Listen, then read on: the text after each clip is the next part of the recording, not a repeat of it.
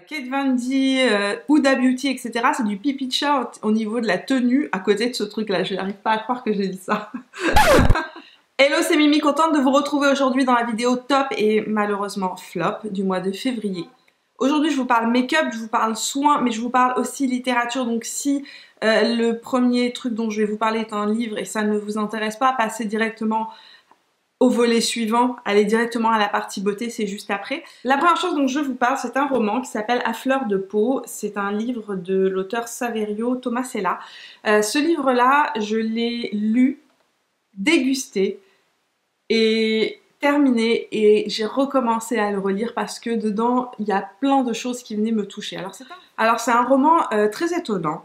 C'est un roman initiatique sur l'hypersensibilité. Ça suit le parcours d'une femme qui s'appelle Flora.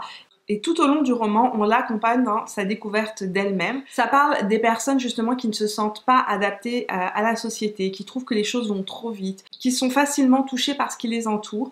Et en fait, moi, je me suis beaucoup retrouvée dans ce livre-là. Je me suis retrouvée énormément dans le profil de l'hypersensibilité. Ce que j'ai adoré dans ce roman, c'est que l'auteur a une vraie bienveillance dans la manière dont il parle des gens. C'est pas un regard critique sur la société, sur les personnes, etc. C'est vraiment un regard bienveillant et ça nous accompagne et ça nous aide à trouver des pistes de solutions lorsqu'on est hypersensible. Voilà. On passe à la beauté et au top beauté de ce mois-ci. Il faut que je vous parle de soins d'abord. Parce que vous savez que la beauté, ça sert à rien de vous maquiller si en dessous c'est tout scrap. Donc, le premier produit dont je vais vous parler aujourd'hui, c'est un produit de chez Avène. C'est le Tri-Acnéal Expert. Alors, c'est un produit normalement qui est fait pour les imperfections persistantes et aussi pour les marques résiduelles dues à de l'acné. Donc voilà, c'est un soin pour l'acné et vous allez me dire, mais Mimi, que fais-tu avec un soin pour l'acné? Alors, je l'ai acheté à la base pour mon dos parce que moi, j'ai de l'acné, mais au niveau du dos, pas du tout au niveau du visage. J'en ai souvent au niveau du menton aussi, c'est hormonal, hein, et j'en ai dans le dos. Ce produit-là, je l'utilise donc maintenant, je pense que ça fait 6 semaines que je l'utilise maintenant et ça se passe super bien. Je trouve que ma zone T fait beaucoup moins et beaucoup moins huileuse. Quand je l'utilise le soir, le lendemain, ma zone T est moins graisseuse, j'ai moins de gras et mes fonds de teint tiennent mieux. Et aussi, je trouve que j'ai eu beaucoup moins d'imperfections depuis que je l'utilise. Alors, quand j'ai commencé à l'utiliser, les 2 premières semaines, j'ai eu beaucoup de boutons qui sont sortis au niveau du menton. Je ne sais pas si c'est en réaction à ça ou pas, mais depuis, ça s'est calmé et j'ai plus d'imperfections au niveau du menton ni au niveau du nez. J'ai pas trouvé que ça faisait une grosse différence au niveau des pores, ça n'a eu aucun impact. Véritablement, l'impact que je vois, c'est vraiment au niveau de la brillance de ma zone T et aussi au niveau des imperfections que j'avais au niveau du menton qui sont beaucoup moins présentes. Alors, je vais vous parler d'un autre produit soin, c'est un format voyage que j'ai testé et que j'utilise depuis maintenant peut-être 2 semaines, qui est le Clinique Moisture Surge Face Spray. Donc c'est un spray visage désaltérant pour les peaux déshydratées. Ce truc-là est super efficace, mais vraiment. C'est-à-dire que je le spray à n'importe quelle heure du jour ou de la nuit, j'ai envie de dire, à n'importe quel moment de la journée. Je le spray à n'importe quel moment de la journée dès que je sens que ma peau est trop tiraille et trop déshydratée. Et qu'est-ce que c'est efficace, au bout de 3-4 minutes, ma peau se regonfle. C'est super efficace, c'est génial comme petit produit. Je vais investir dans le gros format parce que je trouve ça super efficace. Vraiment, belle découverte. Oui, un soin pour les lèvres. Un soin pour les lèvres de chez Laneige. C'est le Lip Sleeping Mask. Donc c'est un masque de nuit pour les lèvres. J'ai reçu aussi en format voyage. Il y en a quand même pas mal, hein, parce que je l'utilise déjà depuis pas mal de temps et c'est super efficace. Voilà. Je n'y croyais pas. Je me suis dit que c'était un produit gadget et c'est super efficace. Les jours où je ne le mets pas le soir, le lendemain, ça ne loupe pas. J'ai les lèvres qui recommencent à fendiller. C'est un petit odeur de bonbon à la rose. Ça se met sur les lèvres. On en met une couche. Moi, j'en mets pas une couche énorme. J'en mets une couche correcte. Ça donne une petite brillance. C'est joli en plus. Bon, bien évidemment, quand on dort, tout le monde s'en fiche. Personne ne va voir comment sont vos lèvres. Mais ça s'absorbe tout au long de la nuit. Et le lendemain, je peux porter des rouges à lèvres les plus mat, les plus desséchants. Et mes lèvres restent belles toute la journée, alors que normalement, elles se mettent à fendiller et j'ai plein de petites peaux qui partent. 2 pinceaux que je trouve génial de la marque Pure Mineral. Pure Mineral m'a envoyé toute leur gamme de pinceaux, mais il y a 2 pinceaux. 2 pinceaux, dont un, celui-ci. Celui-là. Oh my god. Ça, c'est le pinceau Powder Foundation, donc le le pinceau pour les fonds de teint en poudre, mais il est tellement génial. Je n'utilise plus que ça avec tous mes fonds de teint en poudre. Il a la bonne densité pour venir attraper assez de matière et pour donner une bonne couvrance quand on met un fond de teint poudre. Généralement, les pinceaux pour fond de teint poudre n'agréent pas assez de matière et ce qui se passe, c'est qu'on a une couvrance très légère. Ben avec celui-là, on peut vraiment aller avoir une couvrance qui est moyenne à intense. Et l'autre chose que j'aime, c'est que les poils sont assez souples pour venir lisser les fonds de teint poudre et donc donner un aspect flawless. Autre petit pinceau que j'ai adoré dans cette collection-là, c'est le Blurring Powder. Celui-là, il a la taille exacte, parfaite, pour venir poudrer le dessous de l'œil. Je l'utilise aussi pour venir appliquer mon illuminateur quand je veux mettre l'illuminateur en poudre. Il est vraiment parfait et en même temps il n'est pas trop dense, donc ça fait que même l'application de l'illuminateur n'est pas trop intense. Si vous voulez une application qui soit naturelle, il est super bien. Donc c'est le Blurring Powder. La Warm Brown Obsession de chez Huda Beauty. Alors si vous avez vu la revue que j'avais faite des mini palettes de chez Huda Beauty, vous savez que j'ai eu une très mauvaise expérience avec la Smoky, dont le noir a explosé et s'est répandu dans tous les fards autour, puisque c'est des fards qui sont aimantés, donc il a laissé aimanter aux fards qui étaient autour. Je vous laisse ici le lien de la vidéo si vous ne l'avez pas vu. C'est toute une expérience. Il faut aller voir cette vidéo si vous ne l'avez pas vue. Et j'étais pas super convaincue à la suite de ça, évidemment. Je me suis dit non, ces palettes, ça n'en vaut pas la peine. Mais à chaque fois que je passais chez Sephora, à chaque fois, j'étais attirée par celle-là. Et je l'ai achetée et je ne l'ai pas lâchée. Alors, je touche du bois pour l'instant. Elle n'a pas explosé nulle part, aucun fard ne s'est cassé, tout va bien avec cette palette, donc pour celui-là tout va bien. Et ce que j'adore par rapport aux deux autres, pourquoi je la préfère par rapport aux deux autres, il y a beaucoup plus de mat. Il y a une seule couleur qui est un métallisé doré au centre et tout le reste c'est des mats. Il y a une vraie couleur de transition, il y a un vrai brun très foncé et il y a un beige blanc parfait pour illuminer le dessous de paupière. Pour moi cette petite palette elle est parfaite, elle a tout ce qu'il faut, elle est bien pensée. Je pense que je vous ferai un tuto très bientôt dessus avec parce que je craque complètement dessus et j'ai fait beaucoup de mes maquillages ces dernières semaines que vous avez vu dans Instagram ou que vous avez vu dans les dernières vidéos avec cette palette là. Coup de cœur blush maintenant, une nouveauté qui vient de sortir chez Bare Mineral. Bare Mineral a sorti dans la collection Gen Nude qui est la collection de maquillage chez Bare Mineral que je préfère. Entre autres leurs gloss qui sont juste incroyables. Ils ont sorti des blushs et lorsque j'ai vu qu'ils sortaient des blushs, je me suis dit il faut que je teste.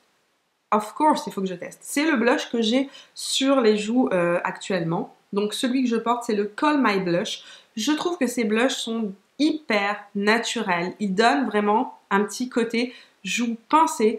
Ils se fondent dans la peau. Ils ne sont pas du tout, ils ne sont pas patchy et ils peuvent être très naturels à très intenses. On peut vraiment venir les travailler et accentuer et cette couleur-là est juste parfaite. C'est un vieux rose avec légèrement un sous-ton pêche. On termine comme d'habitude avec les rouges à lèvres. Je ne peux pas croire que je ne vous ai pas parlé de ces rouges à lèvres. Alors, Sephora a sorti toute une collection de rouges à lèvres qui s'appelle les Lip Stories.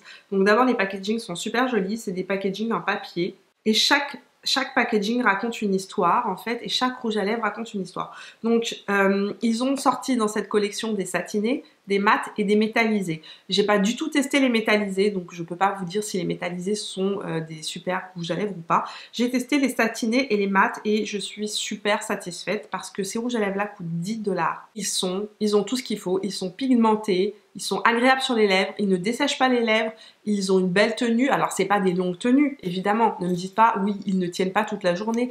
Ils ne se sont jamais vantés d'être des rouges à lèvres qui tiennent toute la journée. C'est des rouges à lèvres réguliers. Mais à ce prix-là, ça vaut vraiment la peine. Ils sont hyper confortables et super pigmentés. Un passage et basta. Alors j'ai plusieurs couleurs dans ces Lip Stories. J'ai la couleur numéro 1 qui est Brunch Date, qui est un mat et qui est mon mat préféré de toute la collection. Donc c'est un très joli nude. Vous allez voir qu'il y a plein de nudes évidemment dans ce que j'ai choisi. C'est un super beau nude. Il y a le numéro 3, non pardon, le numéro 6, Labyrinth City. Donc Labyrinth City, un lit de vin, Bordeaux lit de vin, très joli, donc ça c'est Labyrinth City. Ensuite il y a deux satinés que j'aime beaucoup, le numéro 6 qui est le Tan Lines, c'est mon petit dernier. Qu'est-ce qu'il est beau, c'est un marron froid, c'est un nude marron froid, et qu'est-ce qu'il est beau celui-là. Ça c'est celui-là je pense de tout ce que j'ai, c'est mon préféré. Donc au niveau des nudes. Donc celui-ci qui est le numéro 1 est plus chaud, alors que celui-là est beaucoup plus froid. Je sais ce que je vais vous faire. Je vais vous faire les swatchs sur Instagram. Ça vous dit? Je vais vous faire les swatchs, une vidéo swatch sur Instagram. Et puis le numéro 3, qui est le Lip Stories numéro 3, son petit nom c'est Oui, parce qu'il raconte l'histoire de Oui je le veux, journée de mariage.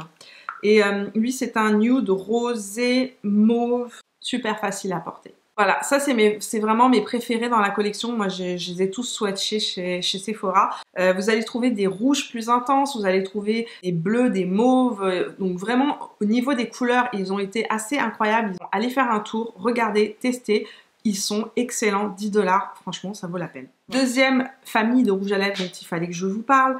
J'ai testé, si vous ne l'avez pas vu, dans une vidéo première impression sur mon haul de pharmacie, drugstore, les nouveaux rouges à lèvres de chez Maybelline. Donc, c'est les Superstay Matte Ink. Ces rouges à lèvres sont géniaux. Tout simplement géniaux. Je n'ai rien trouvé qui tienne aussi longtemps que ça. Mais ils tiennent un truc de fou. C'est-à-dire qu'on peut les mettre le matin, vous pouvez manger, vous n'avez pas besoin de vous en remettre dans la journée, ça ne part pas. Donc ça tient toute la journée. Les couleurs sont super belles, ils viennent de sortir plein de nouvelles couleurs qui sont des nudes évidemment, alors je suis au paradis, hein. C'est pour ça qu'à chaque fois que je vais à la pharmacie, je me dis oh je m'en reprends un, oh je m'en reprends un. Je finis par en avoir plein, hein. Je les adore, voilà, je les adore. Alors si vous n'aimez pas les rouges à lèvres qui ont une odeur, c'est pas pour vous.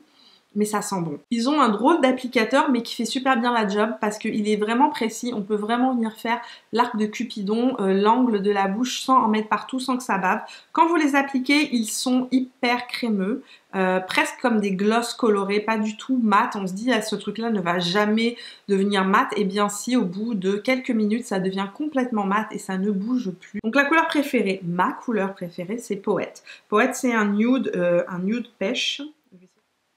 Tellement beau, tellement beau. L'autre couleur que j'ai beaucoup utilisée ce mois-ci, c'est Seductress, qui est un peu plus soutenue, qui est aussi un nude un peu plus soutenu. Et enfin, Amazonian, qui est le 70, qui est un très très beau marron. Regardez ça. Ça c'est, voilà, les trois couleurs que j'ai et que j'adore. Je les trouve tellement beaux, ces rouges à lèvres. Pareil, si vous voulez des swatchs, je vous ferai une vidéo swatch sur Instagram si ça vous dit de voir des petites vidéos swatch comme ça, très courtes sur mon Instagram, sur mon profil Instagram. Je pense que je pourrais vous faire ça. Un crayon de chez NYX, un crayon à lèvres de chez NYX qui est juste, ma foi, magnifique. Le crayon nude à avoir, si vous aimez les rouges à lèvres nude, c'est le crayon nude à avoir. Il s'appelle, c'est un crayon de leur gamme Slide On, Glide On. Et la couleur, c'est Nude Suede Shoes. C'est le numéro 14. C'est le crayon à lèvres que je porte aujourd'hui sur mes lèvres. Je vais vous parler du rouge à lèvres que je porte avec ce crayon à lèvres. Vous pouvez porter tout seul et mettre par-dessus un petit gloss brillant. Il vous fait des lèvres nude mais sublime. Il va avec la majorité des rouges à lèvres nude, mais vraiment un énorme coup de cœur pour le rouge à lèvres de la marque Nude Stick. Nude Stick, c'est une marque canadienne et ils font donc des rouges à lèvres. Ils font plein de produits qui sont sous forme comme ça de crayons et en fait qui sont utilisables sur plusieurs parties du visage. Donc on peut utiliser ce crayon là aussi bien en fard à joues que sur les lèvres. Il y en a certaines qui l'utilisent même sur les yeux. Moi j'utilise uniquement sur ces lèvres celui-là parce qu'il est vraiment assez clair. Il s'appelle Whisper, c'est le nude que je porte sur les lèvres aujourd'hui. Il a un fini mat. Vous allez voir qu'il est vraiment très proche de la couleur du Glide On. Alors aujourd'hui oui je le porte avec un gloss par dessus évidemment parce qu'il est pas comme ça hein, quand on l'applique, il est vraiment mat. Il sèche mat, au début on le met, il a un petit côté un peu satiné mais lui aussi il va sécher mat très rapidement.